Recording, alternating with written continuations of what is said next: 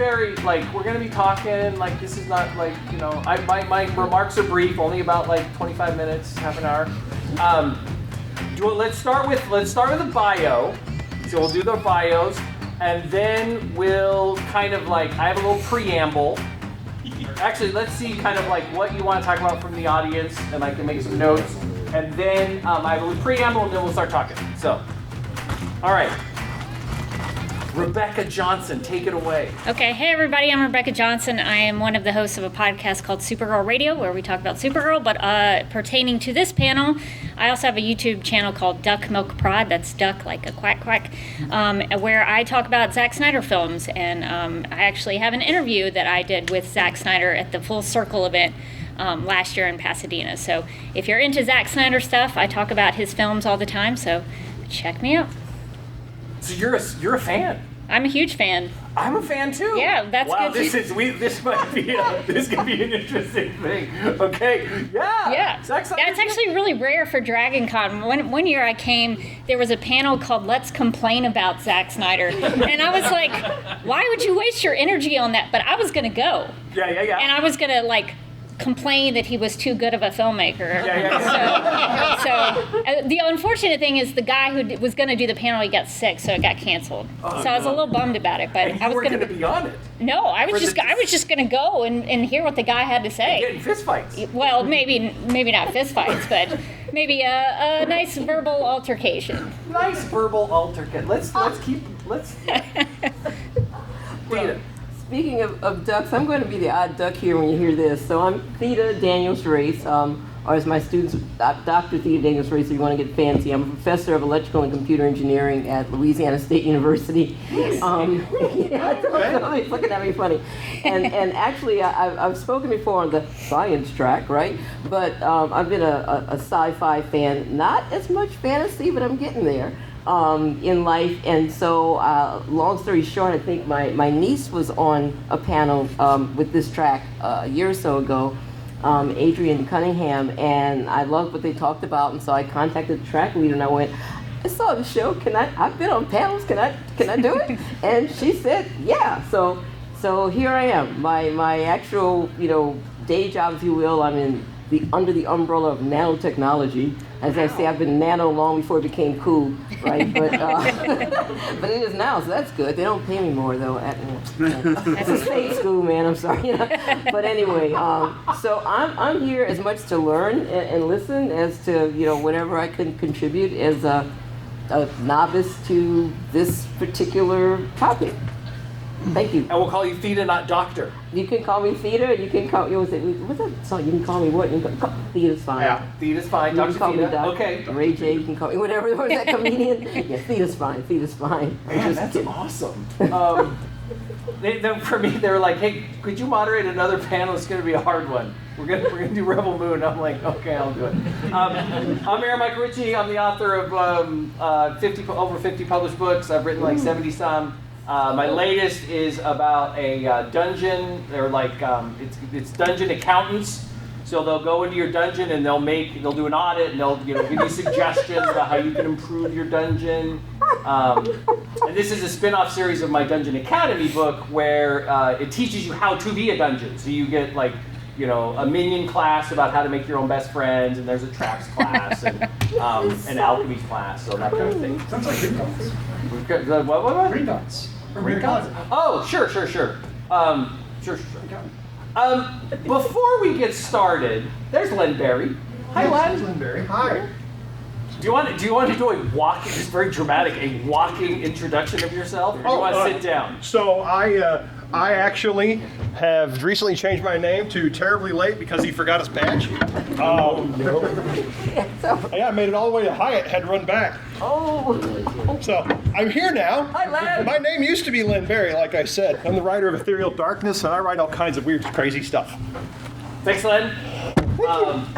And full disclosure, me and Len have a prior relationship. We're friends. We're friends. Okay, before we get started, I would just like to say that there is a whole army of darkness, if you will, of artists who worked on Rebel Moon, right? It is a collective. I was watching the epic harvesting scene, and there was like the cello, it was when Jimmy was in the field and the cello was playing. I'm like, man, I bet that cello got some money. And he's like, yeah, I was the cello for the Jimmy scene in Rebel Moon, right? So a lot of people spent their time and energy working on this. We're going to poke gentle fun, I hope. I also hope, now that we have like a Zack Snyder fan, I hope that we're going to talk about the benefits and the drawbacks, but I want to do it in a respectful way. I don't, bashing art, art is very hard, and so I want to do it respectfully. I watched Rebel Moon and I was like, oh my God, this is awful and awesome.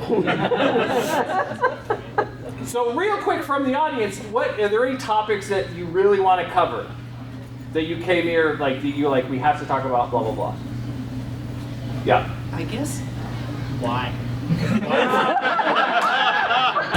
Why Rebel Moon? Why now? Like, it feels like a movie that is 25 years past its time. Oh, that's interesting. Okay, so we'll talk about. Well, I think that's an interesting place to start. Actually, anything else that we get? Yeah. I kind of want to go over the fact that they made 2 movies and then made 2 director's cuts in the span of a year. Yeah. Okay. Yep. Do we know the actual concrete metrics, the outcomes, minutes watched, ratings? Oh yeah, that's interesting. Not reviews, right? That's subjective. Right. Like metrics. Metrics are interesting. Okay. Yeah. That's interesting. Okay. Yeah. I know, it seems like he watched Star Wars Rebel 1 and then was like, yep, I'm gonna do Rebel Moon. I mean, I could be wrong, but it seems like he took inspiration from that movie. Okay. So I think we're gonna touch on all those. Thank you for the topics. But let's start off let's start off with why. I like that question about starting off of why this, why now, why me? Rebecca, you want to? Well, actually, Zack Snyder asks the question why all the time. He always talks about the why of something. Why do you do something? Why do you make a character do something? Why is this story made? So that's a question he asks all the time. If you hear him in interviews, he's always talking about the why of something. From what I understand, you talked about it being 20 years too late. Well, he's actually had this idea for about 20 years. So he wanted to do this for a long time and just never, I think he was pitching it to people and nobody would ever do it. And so when Netflix gave him the opportunity, he was like, well, I've got a story in my head and I want to do it. And I personally, as a fan of his films, I'm so happy for him because almost every film he's ever made has been slashed and gutted by studios who would not let him do what he wanted to do. And he actually told me when I interviewed him in Pasadena at that Full Circle event, he told me that he was happy that Netflix let him do the weird things he wanted to do. And that made me so happy for him because he just has never really fully had that opportunity. And whether you like it or not, this guy made a movie he wanted to make and had the opportunity to do it in the way he wanted to do it. How many of us can say that we have that kind of opportunity? And so I think that's amazing. So I think he just had this story in his head for a really long time, and then he got a chance to make it. I like the idea of Seven Samurai in the 41st millennium. And when I watch these movies, that's exactly what I think every time. He's also a big fan of Akira Kurosawa and the Seven Samurai. Oh my God! I mean that's the love is there, and I like how much the love is there. He probably just needed somebody else to come through and say, "Hey, let's tighten this up a little bit." That's all. I love the setting. There are a lot of really cool characters in this. There are a lot of really cool things that people do. I mean, when Noble's there in part 1 and says he's just talking to the town elder, and he's like, "Oh, okay, yeah, I know who actually runs things around here," and then right in the head. I was like, he could have shot him, he could have punched him, he could have ordered somebody else to do it, but no, he has a femur for a hammer. Well, Theda? Okay, so I went through an interesting path of this. When I first saw it, and it was probably one of those, I don't know if it was a late night binge, just vegging out, or if it was a I was sick or home from work. I don't know what it was. I liked it, right? And I saw it, and then I asked my 2 adult sons about it, and they were like, I was like, what? and then when I started listening, I was like, oh, okay, yeah. And so I watched it again literally last night, yesterday, and earlier today. And I'm a night owl anyway, but I was up to 5 a.m. And I watched the director's cut, right? Good. And I watched the other one again. And okay, and so I said, all right, I see the reason people have issues with it. To me, there are a lot of tropes. There are even some stereotypes, although not necessarily offensive, but kind of funny.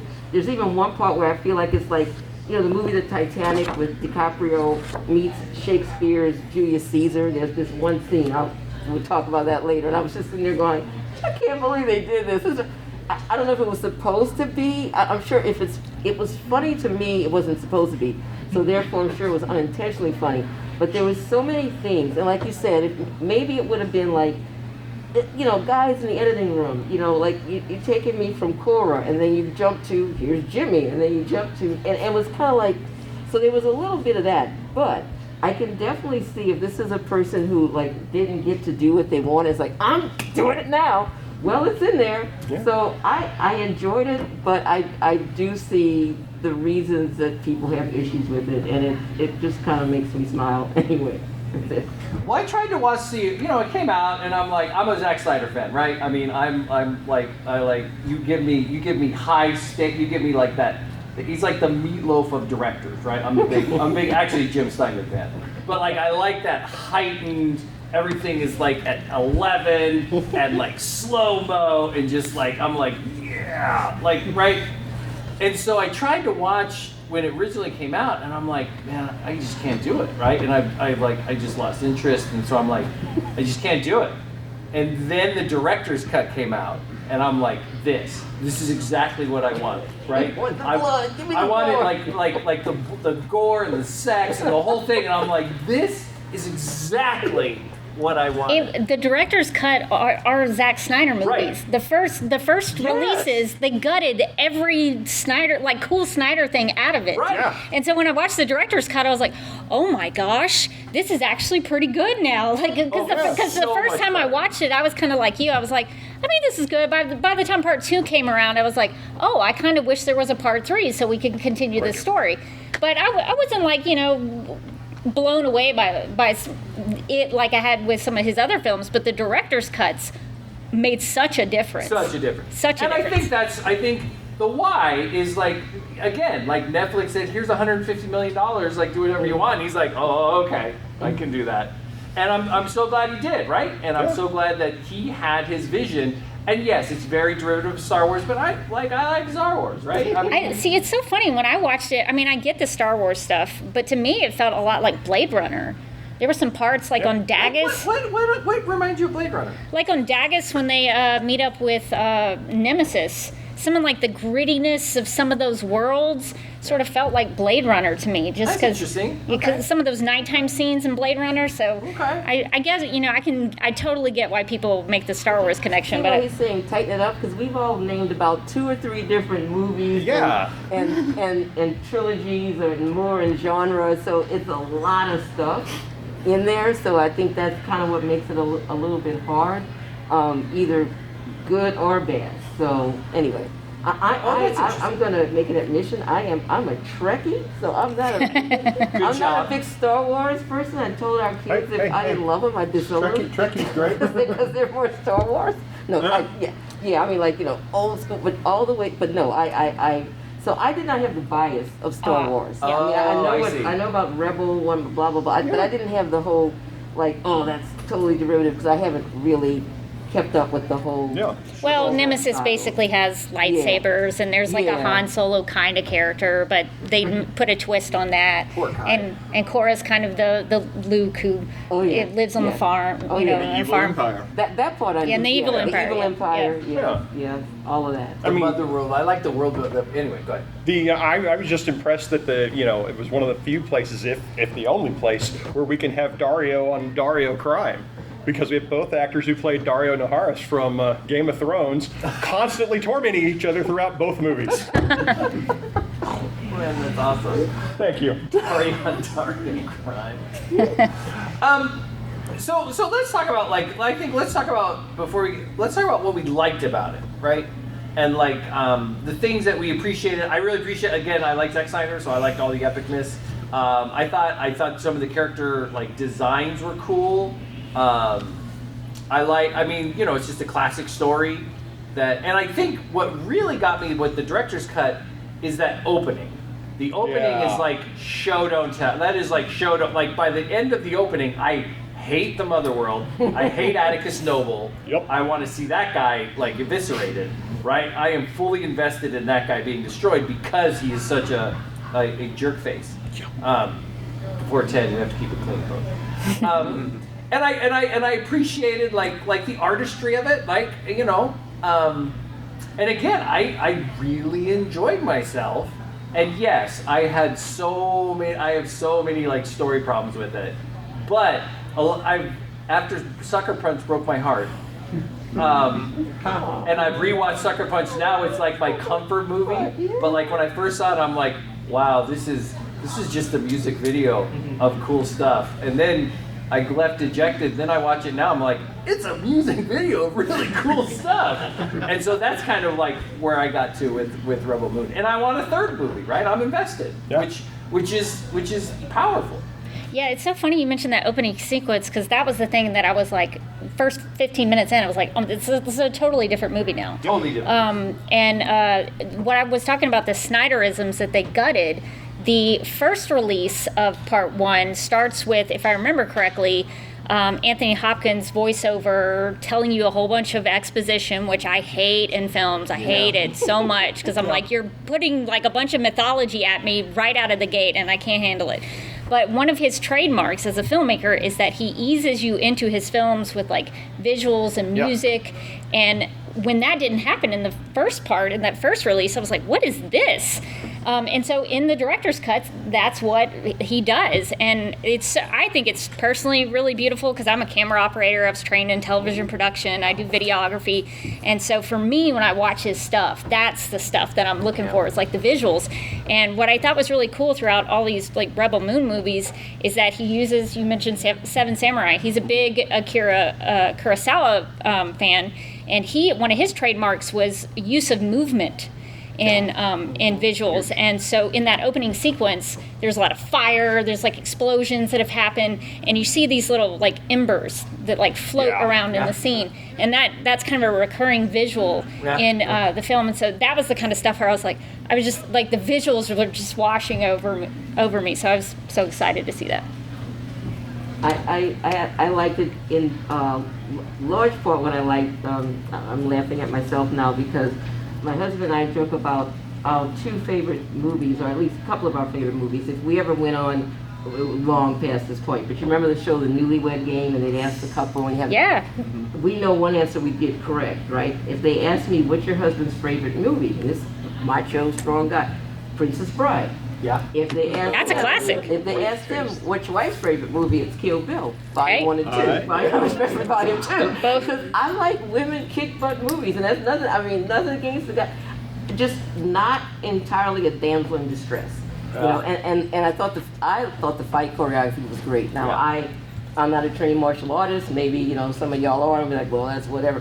Our kids are black belts, but I thought the fight choreography was really lovely. And I was looking at the lead actress, Sophia, right? And I was like, I know that, from Kingsman. And I don't know if she does all of her stunts or... She's a dancer, and I think she did a lot of it in Rebel Moon. She's a ballet dancer. So that was nice. I mean, not her and the other. And then there's a lot of big names in it, which is kind of surprising that it got, some of the reviews. There's not...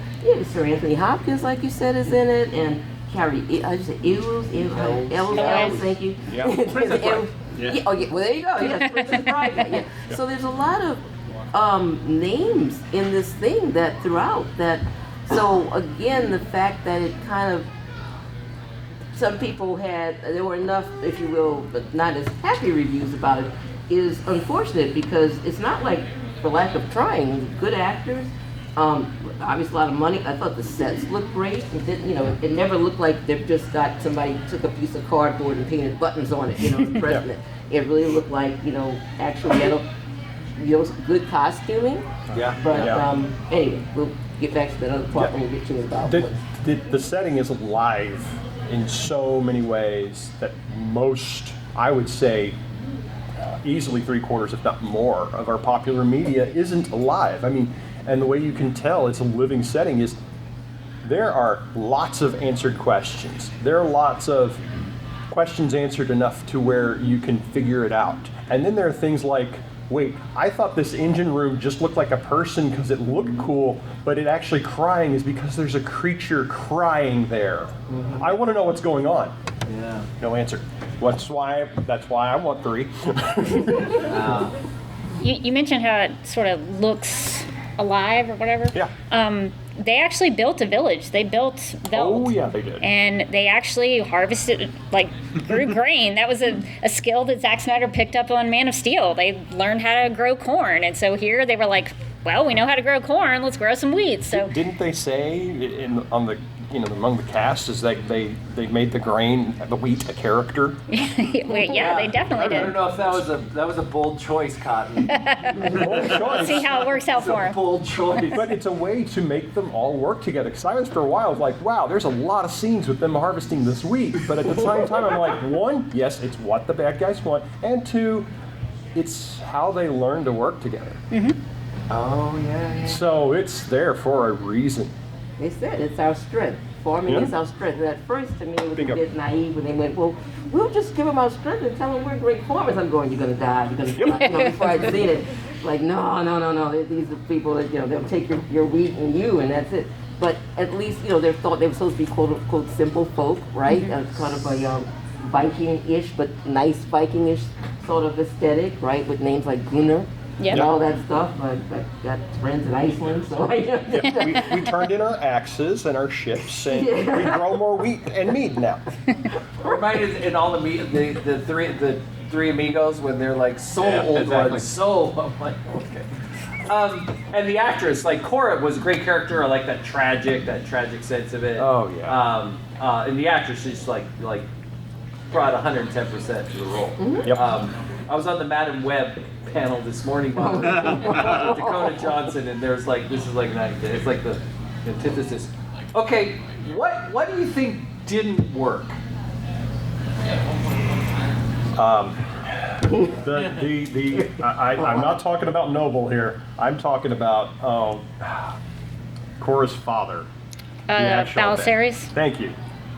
Which I was like, he looked like he was CGI made really real, turned into CGI again. Was it? Yeah. It was the beard. Both. I was just like, okay, the writing is here with this, but somebody missed Notes Day on his hair, his makeup, and his beard, because this is Uncanny Valley territory, and this isn't Uncanny Valley at all. That is my number one big problem. That was your number one? That's my number one big problem. Wow. That's my number one. Now, that's not saying I don't have a long list, but we're not here all night. That's number one. Okay. All right, bold. I'm trying to go over any story points. My biggest criticism while watching the director's cuts is I'm not a huge fan of the sexual content. Yeah. I didn't feel like it was earned to put in there. It didn't seem to make a difference to the story. Gratuitous. Yeah, it felt. I mean, I love Zack Snyder, but it was a little gratuitous. I'll admit that. And it did. If it had a reason to be there and like a story or a character thing, I would kind of understand it. But I also don't know if that was like a Netflix thing, because everything nowadays has that in there. Game of Thrones, The Witcher. I heard Bridgerton had stuff like that, and so it's like it may just be a, hey, we're on Netflix, we can do R-rated stuff, so we're going to do it. Sells. Yeah. I liked it. I think I liked it because it gave it an edge. Like the PG-13 was so generic that when there was the big sex scene, it gave it an edge, right? It had that kind of it made it more gritty and kind of I think that arguably Game of Thrones, that's a whole panel, but it has that sense of kind of raising the stakes, and kind of the stakes felt more adult, because because I was watching it with my like 19-year-old daughter, and I'm like, oh my god. So we're like fast forward. I'm like, come on, Zack, you're killing me here. I will say I like they got through it like right kind of at the beginning, so it was like, okay, we In got both movies. Yeah, in both movies. both So movies. we got that out of the way. Now we can focus on like the actual story and the characters and everything. So I was glad that it was at the beginning and not having to like do a lot of it. I think my biggest issue like was in the first movie, and this is why I turned off like the regular version, because I was like, I don't understand Kai's motivation. I don't understand why they're picking up all these random people. Like it's like you know your buddy's driving you home and he's like, well, first I pick up my friend Ed. I'm like, okay, we're gonna go pick up Ed, and then like, oh, we have to grab Prince Tarek. I'm like, okay, we're gonna. And so then this is a spoiler. We're gonna spoiler the hell out of this, right? I mean, you know, I think are we good with spoilers? Yes. Okay. So when Kai Kai is like, I'm gonna fight for you after gathering all these random people, and I'm like, okay, thanks for gathering the random people. Okay. And then he's like, I believe in your cause, and now I'm betraying you. I'm like, what? Wait, what? Wait, Yeah. what? Like it's so ham-fisted, and I'm like, what? Oh, okay. Like we're doing this now, and Darian dying. I didn't like that. But I think that was the big, because you could do as a story problem. It's very simple, right? You could do it in a million ways, and still have Kai be the betrayer, right? I mean, you could have set it up. There's a hooded figure that is Kai is like indebted to him, like a Jabba the Hutt thing. Basically, you just Jabba the Hutt. I'm indebted to him. I have to collect these people to bring it to him, and then you bring it to him, and then Kai is the hooded guy all along, right? There's a million different ways you could have done it. Wasn't he collecting them because Korra said, hey, I need warriors? Like that's the whole reason he was going around like Just taking happened to collect So he knew people. He knew it was the money. I don't necessarily think that's like a story problem. That's the point of what Korra was trying to do. So I missed it. Well, Why is he gathering his buddies though? No, but he knew those. So they were all wanted people. Yeah. Because especially the general, right? Remember when he had him in the whatever you call the paralyzer thing, and he says, "Know how much you're worth and you're worth." You alone. But it was I missed it. Yeah. Well, the thing is, though, it would have been smoother if it could have been revealed, like, you know, in the sprinkling around, being like, hey, you ever hear that bounty hunter guy disappeared out many years ago? I guess it's like, oh, it's Kai the bounty hunter. It's like, that would have been good. Like I said, story just needs tightening up a little bit. Yeah. I guess I didn't need to have that hinted because one of the things that I was going into it with was the Star Wars tropes, and I was like, oh, okay, this guy is Han Solo. And then when he betrayed them, I was like, oh, okay, that's a good twist on this because I would not have expected Han Solo to betray them. I personally didn't need like you to set up Kai's betrayal because that whole time I was thinking he was this one thing, and then he became something else. He was a thief and a bounty hunter. Yeah. He said that. And remember, he had this little moment with Korra about, I'm so like I'm turning over a new leaf. I don't remember the exact line. Yeah. I think that is the exact line. Okay. You've watched it since I have, so you might know better. 5 a.m. But yeah, no, and he said that like, I believe in your cause or whatever. So I mean, I thought it was in the end like, and now I'm the bad guy again. I thought that was great, but. In terms of, I'm going to take another take at your question, which I hope I remember properly. When you said, what didn't work for us? Yeah. What didn't work for you? Okay, I'm not a musician, but I at points started laughing about the music. Okay, I appreciate, as you can probably tell, STEAM as well as STEM, and not just steampunk, but I love the arts and whatnot, right? I wanted to be an artist and a scientist when I was a kid, but I overheard my dad say when I was 5, he said something like, artists only get famous after they die. And I went, science all the way. I was that impression. I was like, oh, okay, no. But anyway, the music, if you watch it, it is, the show is melodramatic, but the music is beyond melodramatic. And to me, the epitome of that, which is where I said it was like Titanic meets, I think it's Julius Caesar, Shakespeare.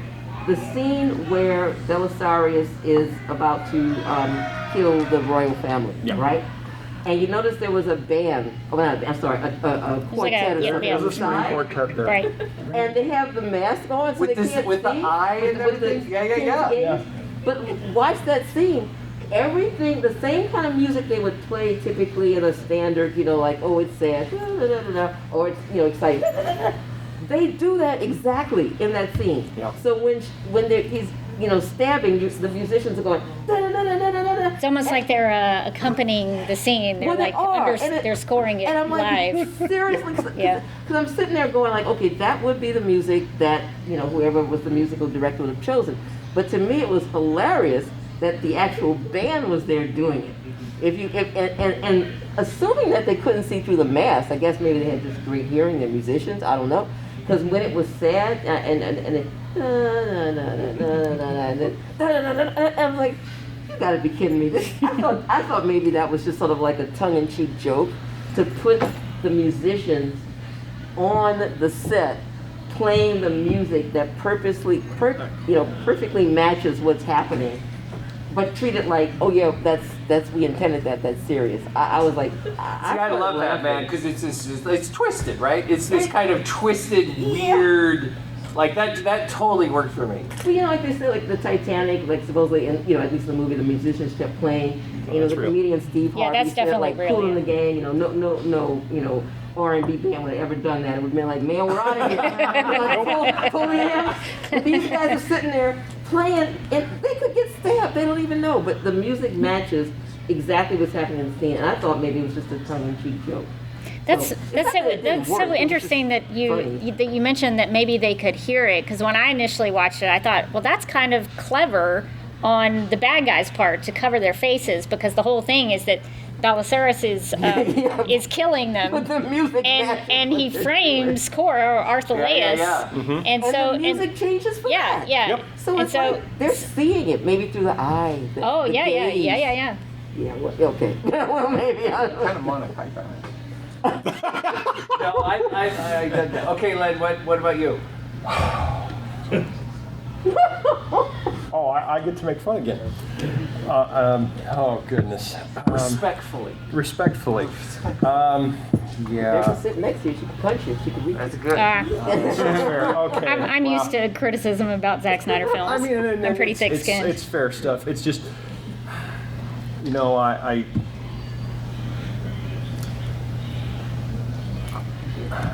I don't know, there was so much like little bits of weird that were coming together, and at times I'm just like, wait, what?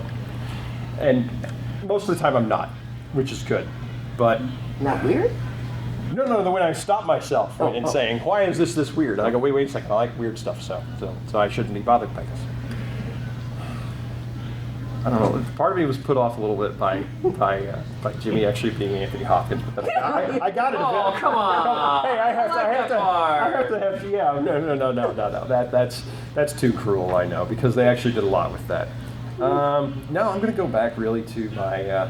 I want number 3, because there are so many unanswered little questions, and I knew that if one of them of the cast was going to die, it was going to be Duna Bai, because she can't play anything awesome and live.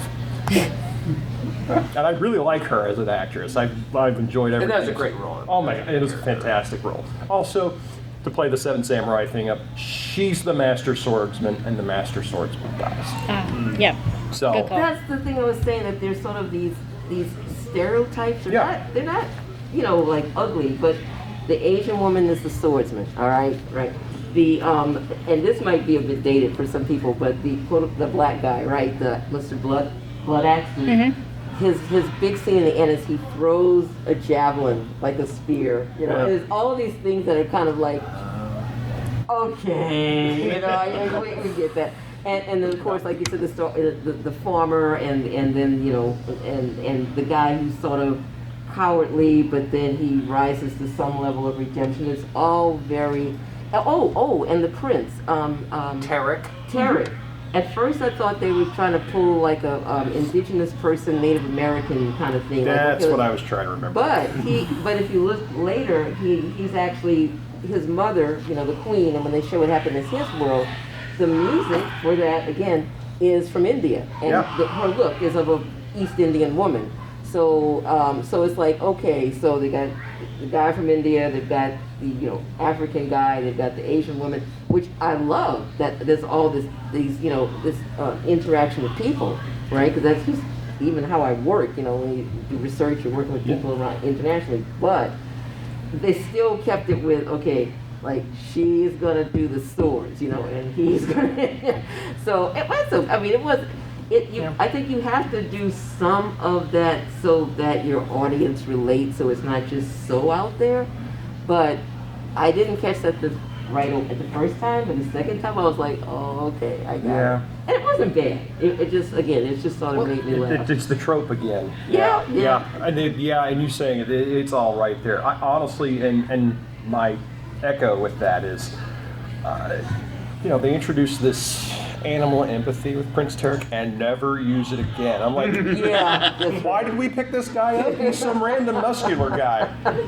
Oh, maybe something talking to animals. He was would help super us. built though. Yeah. That guy was super jacked. They had to put that in for maybe the teen girls or something, and I just wish he would have been able to talk to some animals again, or brought that one along, or something. At least pet that horse. Well, it is tied. It is tied to his background and the royal family, because when they have his father's funeral, there's a big bird. Yeah. I forget what they call that, but they have it. It's like part of his, I guess, part of the royal family or part of his people. Yeah. Bennu or something. Yeah. And that scene made me actually feel better about him as a character. I just wanted him to bring more than, hey, I'm as strong, maybe a little bit stronger than the local guys here, so I'm going to fight too.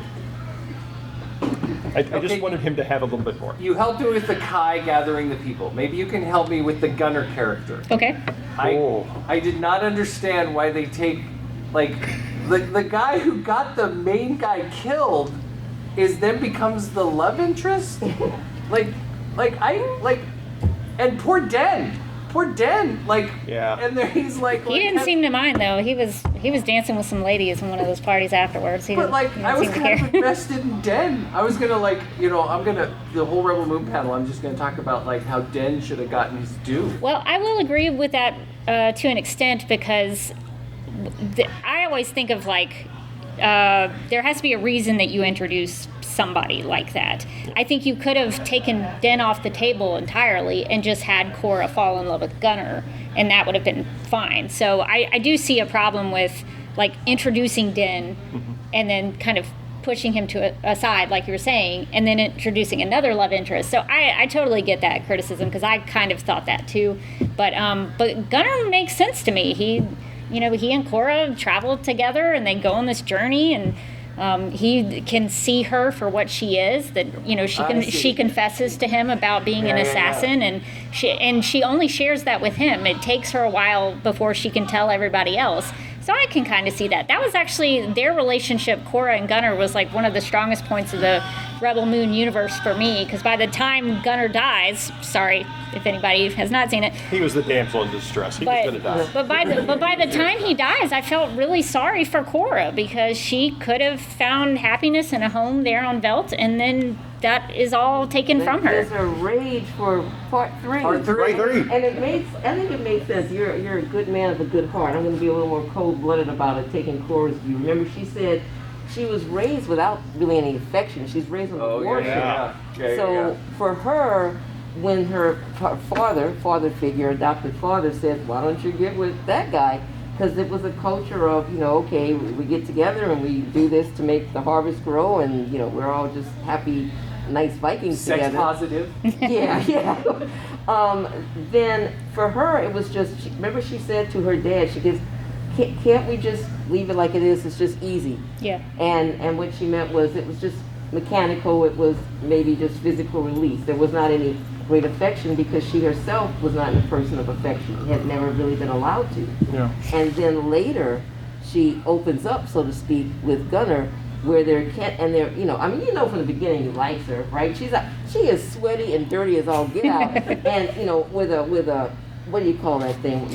She's the ox, basically, but I love the ox, but she's pushing with the plow. The plow. Yeah, plow. Thank Yes, you. that's the word. And he's standing off looking at her, right? I mean that's he likes her, right? She didn't have to get prettied up. She put on the dress later for the feast.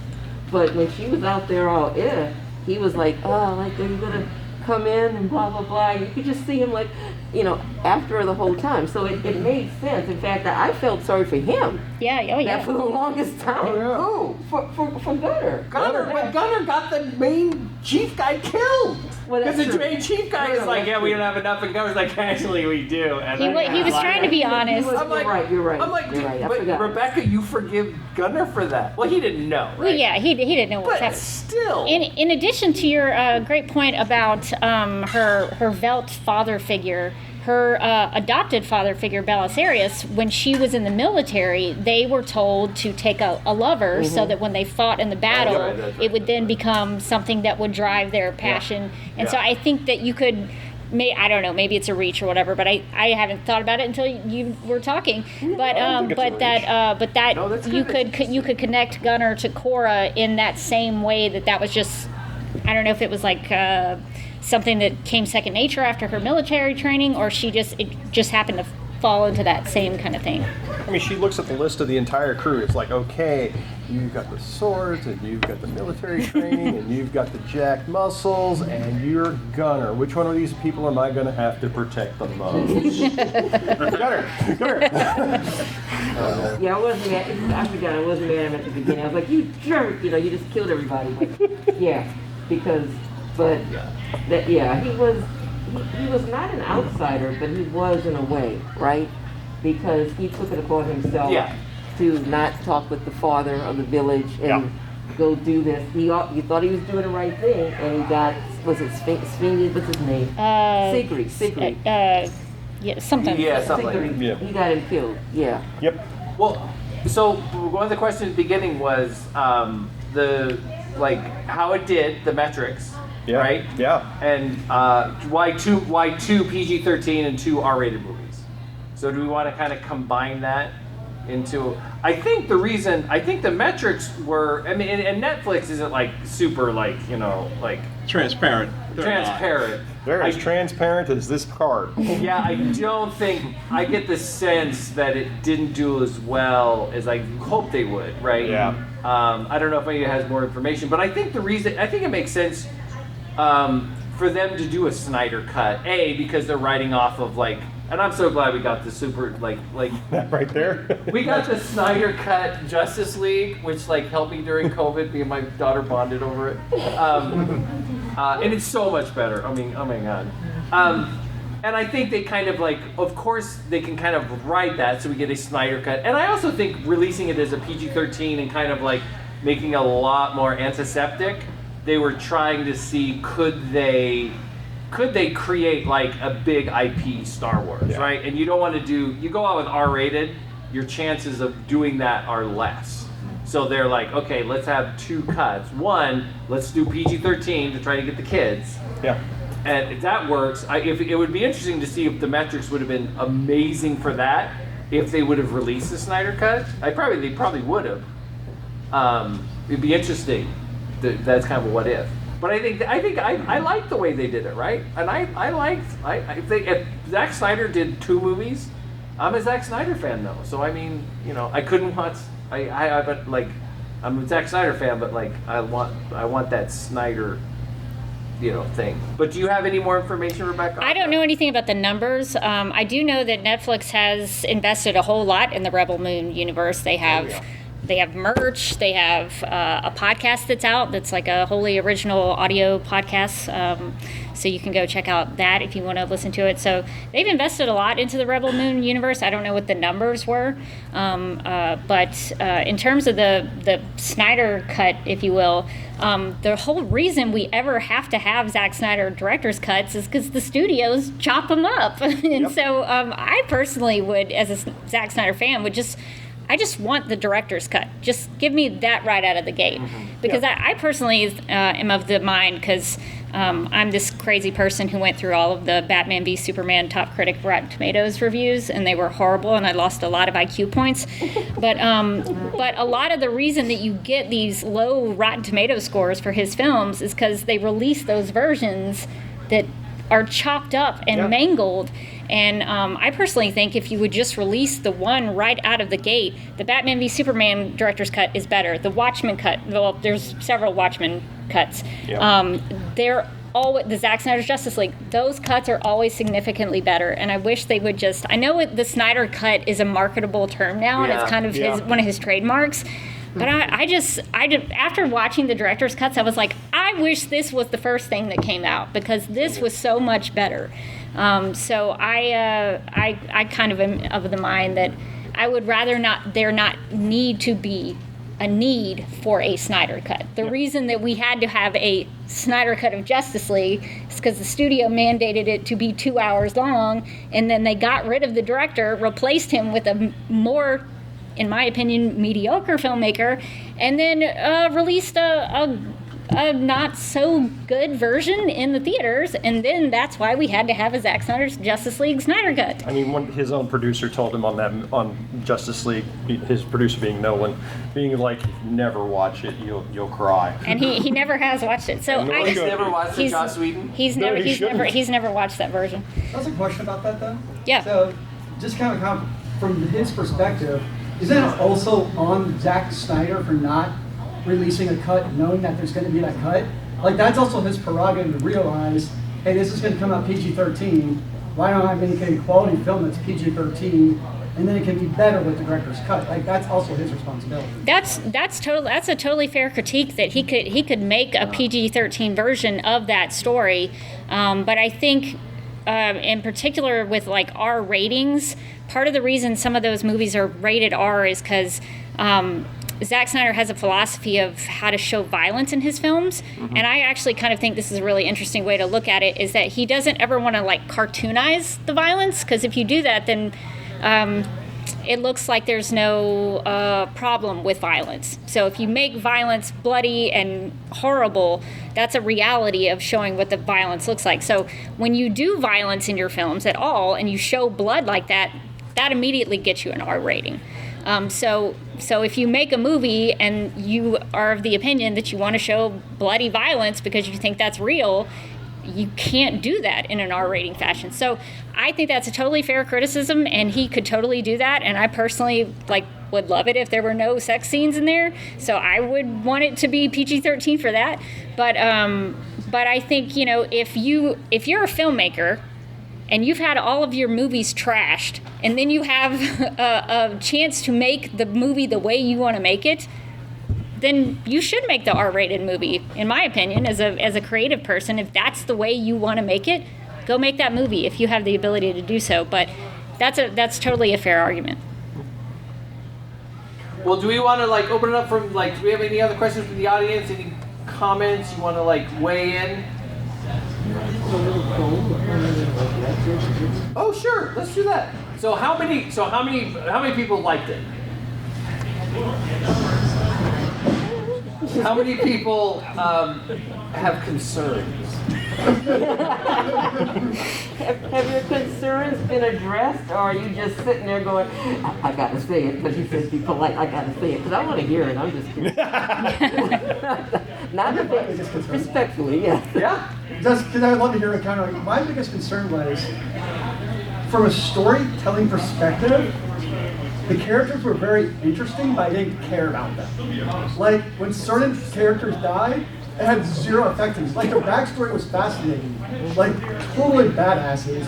But I just didn't feel personally invested in any of them. That was my biggest issue. So you liked their history a lot more than you liked them. Yeah, they just, from a personal perspective, they were really cool concepts. Yeah. I guess, the concept was cool. You mean when they sat around the round table and told their But backgrounds? they had the exact same issue with the Empire. So just out of curiosity, did you watch the director's cuts? To be fair, I have not watched the director's cut. I would recommend you watch the directors, because I'm not hyping this up because I'm a fan. They are significantly better. They are significantly better. I don't know if it will solve your issue with that, but I think that if you want to continue with the Rebel Moon universe, you're free to walk away from it if you don't like it.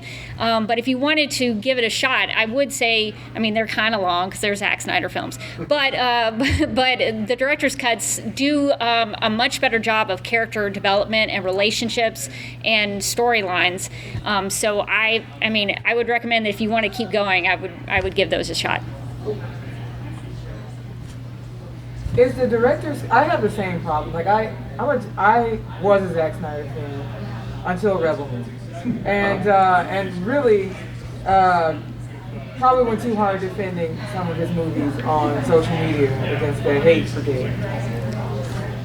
But I tapped out of Rebel Moon within about 15 minutes. And to be fair, I haven't watched the director's cut, and I'm not sure if I am willing to sit through it. My question is, when you say that the director's cut is better, and this is very subjective, is it better in a way that the director's cut of Justice League is like 110%? Yes. Yes. So here's the reason why. Here's the reason why. I'm sorry, I didn't want to interrupt. Yo, go ahead. But I'll just try to think of some things that I think are better about it. Visuals, much better. Yep. Storylines and characters, much better. Yep. The motivations for a lot of characters. Noble is a much better villain. Oh. Significantly. You give that first director's cut, part 1, 15 minutes. If you like Zack Snyder at all, you will love that first 15 minutes. Because I was like, oh my gosh, my mind was like blood. And none of that 15 minutes to shoot. None of that is in the regular version. No, it's That's- 25. That like That makes more sense. the opening is like 25 it's totally minutes. different. It's 25 minutes. Yeah, If you want to know why the young recruit of Noble's forces defect so easily, watch the opening of the first one in director's cut. You'll be right there with him saying, "Give me a reason to defect." They're also, just as a film fan, the character intros are a lot better. The way they introduce Nemesis is so different from the other version, Yes. and it's so cool because she's got that awesome hat look, and she's in this like Western kind of saloon bar, and she looks down, she does this reveal where she brings her head up. It is so cool.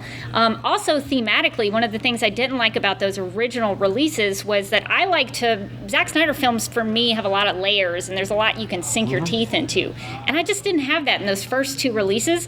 The director's cuts, I was really interested in. There's a theme about forgiveness and about people, bad guys in the story, make other people kill for them. Yep. And when they do that, the person who is killed says, "I forgive you." And there's a thread through various characters and stories that connect to that. And as a fan who likes to analyze films, I was really into that because that gives me something more to think about with those films. So if you do like Zack Snyder films, and thank you for defending him online, I've done that quite a lot myself. I have a whole YouTube channel where I do that. So I really appreciate that because he's actually the nicest guy in the whole world. I don't understand why people hate him as viciously as they do. I guess some people think he murdered their grandmother or something. I don't know. It's fun to hate. People like to hate. Yeah. So I would say if you're a Zack Snyder film, give the director's cuts a shot and just see if that lines up more of what you think a film of his should be. But I think the character concerns, I'm right with you. Even with the director's cut, like there were so many characters, and I did not really know them, and I did not really see their. So when I write books, I always have like a kick the puppy scene where you like the villain kicks the puppy, and you're like, that guy just kicked a puppy, he needs to go. And then I also have a pet the puppy scene where you're like, that guy loves. Oh, he's with a puppy, and he likes puppies. I like that guy. I'm just struck by when Joss Whedon in Firefly, the first Firefly, introduced all of those characters, and I loved them immediately, right? And that's a skill. I think Guardians of the Galaxy 3 with Lila and the animals in there. my God. Can't talk about Lila. Can't talk about Lila. Nope. Adorable otter. That I did not have the emotional connection to the characters because I think it was trying to do too much too fast. But again, the visuals are so good, and I'm like, I liked all the things that I'm like, yes. Like when Gunnar died, it didn't affect me personally. However, like it was like that fight scene with the thing, it was really cool. So I don't know. So I think I had that same issue. I have a weird question, just out of if you guys see if I'm interpreting this properly, but the scene with Noble in the tub with the snake thing. Was that? That was a kick the puppy scene as well, because he's so gross. Well, yeah, but It's gross, man. Was that supposed to be like one Yeah. of those gratuitous scenes that I might just? No, he was like I can't. It was like hentai tentacle. Yeah. Like, It was all the things that's supposed to repulse you combined with, hey, I remember where I were in love with the 41st millennium. Well, guess what? He's the space marine. So yeah, it was great because I'm like, dude, that guy. I hate that guy so much. Yeah. It's so gross. It's Not just that like- there's anything wrong with. hey, if You know you what, like you're snakes, judgmental. if your snake cuddles with you really, really closely and stops eating, you might want to get a different sleeping arrangement. I think that was part of the weird stuff that Zack Snyder was telling me Oh, about, yeah. just because it's a weird idea that he, has to be connected to these things, thought and that was super he's almost like a robot. He's like a so- But he was like Yeah. world building as well, right? Yeah. Because when, Yeah. when they bring him back for the second movie, they use one of the ports, right? Oh yeah. So so I mean that was like good work. Like it has a multi-purpose port, if you will. It's interesting I thought technology. the ports were just from the mechanical, sort of organo-mechanical. I think one was. I think some of them were just bite marks from the eels or whatever. Oh, yeah. And then one was like, and I think he smoked through it. Yeah. Oh yeah, he did have some. So if somebody who's like trying not to smoke, I'm like, I would take nicotine that way, but I'm not going to smoke. I'm going to vape through my shirt now. Yeah, that's right. Well, we're almost out of time. Do we want to just like if there's nothing, no burning desire from the audience, do we want to just talk about where you can find us and where we're going to be and other panels we might be on, that kind of a thing? Sure. My name is Rebecca Johnson. You can find me on YouTube at youtube.com/duckmilkprod. That's where I talk about all my Zack Snyder stuff. I also have a podcast that I've been doing since 2015 about Supergirl. So if you like Supergirl, I do a podcast with a friend of mine, Morgan, called Supergirl Radio. And you can find those at supergirlradio.com and youtube.com/duckmilkprod. What did you get? So a friend of mine once told me that you can't get milk from a duck, and I kind of took that as a personal challenge for being creative. I took that as a personal challenge to And it's called duck milk.